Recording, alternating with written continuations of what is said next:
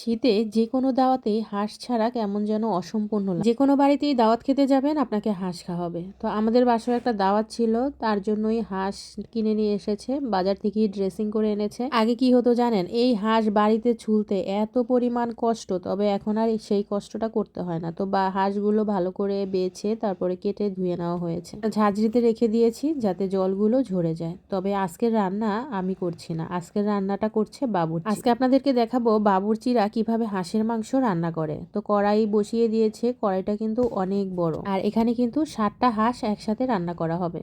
কড়াইতে দিয়ে দিল তেল। তেলটা উনি আরো ব্যবহার করতো, তবে আমি দাঁড়িয়েছিলাম তার জন্য তেলটা কম ব্যবহার করেছে। এখন দিয়ে দিল গরম মশলা, এলাচ আর দারচিনি, আর সাথে দিয়ে দিবে কিছুটা পরিমাণ তেজপাতা। আর এখন দিয়ে দেওয়া হবে এর মধ্যে হচ্ছে পেঁয়াজ কুচি। যেহেতু 7টা হাঁস, সেই অনুযায়ী এখানে মশলা ব্যবহার করা হবে। কড়াইতে মনে হচ্ছে কম, তবে কড়াইটা তো অনেক বড়, তার জন্য মনে হচ্ছে সামান্য। দিয়ে দিচ্ছে রসুন বাটা। পেঁয়াজ আর রসুন একসাথে তেলের মধ্যে ভেজে নিবে। আপনাদেরও দেখাচ্ছি আর আমিও শিখে নিচ্ছি হাঁস কিভাবে বাবুর্চিরা রান্না করে। তো এখন মশলাটাকে ভালো করে ভেজে নিচ্ছে, আর সাথে এখন দিয়ে দিবে হচ্ছে কাঁচামরিচ। এখানে অনেকগুলো কাঁচামরিচ ব্যবহার করা হয়েছে, যেহেতু অনেকগুলো হাঁস। বাসায় অলরেডি মেহমান চলে এসেছে আর আমি ক্যামেরা নিয়ে দাঁড়িয়ে আছি। তো এই যে ভাজাভাজির কাজ চলছে, এখন দিয়ে দিবে হচ্ছে আদা বাটা। বেশি রান্না করলে বেশি সুবিধা কি জানেন, আপনার কোনো মাপ লাগে না, আপনি একদম 1 চামচ পরিমাণ উঠিয়ে দিয়ে দিবেন। মানে এখানে কোনো মাপ ঝোপের কারবার নেই। আর ওনারা তো সবসময় রান্না করে, যেহেতু তাড়াহুড়ার মধ্যে ছিল তাই একটা একটা করে দিতে সময় লাগবে, তাই উনি সব মশলা একসাথে দিয়েছে। এখানে দিয়েছে উনি বাদাম বাটা, নারকেল বাটা,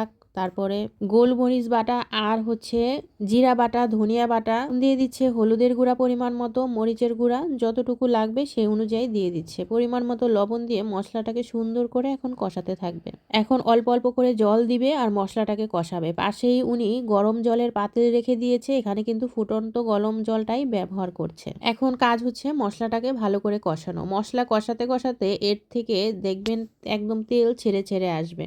এই যে দেখেন, সেই মশলা কষানো কিন্তু শেষ। এখন দিয়ে দিল মাংসটাকে। এখন এই মশলার সাথে মাংসটাকেও সুন্দর করে কষিয়ে নেবে। এই মাংসটার বিশেষত্ব কি হয় জানেন, এত টেস্টি কেন হয়, এখানে হচ্ছে ব্যবহার করেছে নারকেল বাটা আর সাথে দিয়েছে গোলমরিচ বাটা। এই দুইটার কারণেই মাংসটার স্বাদ একটু ভিন্ন হয়েছে। তো এই যে দেখেন মাংসটা থেকে কি পরিমাণ জল বেরিয়ে গেছে, এখন এটাকে উনি টানিয়ে ফেলেছে। মাংসে আবার আলু না দিলে কেমন যেন লাগে, ভালো লাগে না, তাই এখন আলু দিয়ে দিল।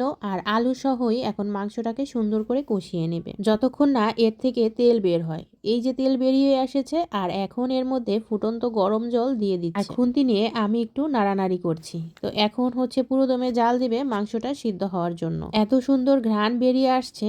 আর এই যে দেখেন লাস্ট সময় এখন দিয়ে দিলাম কিছুটা পরিমাণ গরম মশলা, এলাচ, দারচিনি গুঁড়ো করে দিয়ে দিয়েছি। বিশ্বাস করেন এই রান্নাটা এত টেস্টি হয়েছে। আমরা কিন্তু বাসায় রান্না করি, তবে ওনার হাতের মতো এত টেস্টি হয়নি কখনো। তবে নেক্সট টাইম আমি হাঁস রান্না করলে ওনার এই রেসিপিতেই রান্না করব, দেখি ওনার মতো স্বাদ হয় কিনা। তো রান্না এখানেই শেষ। ভালো থাকবেন সবাই, সুস্থ থাকবেন, কথা হবে নতুন রেসিপি।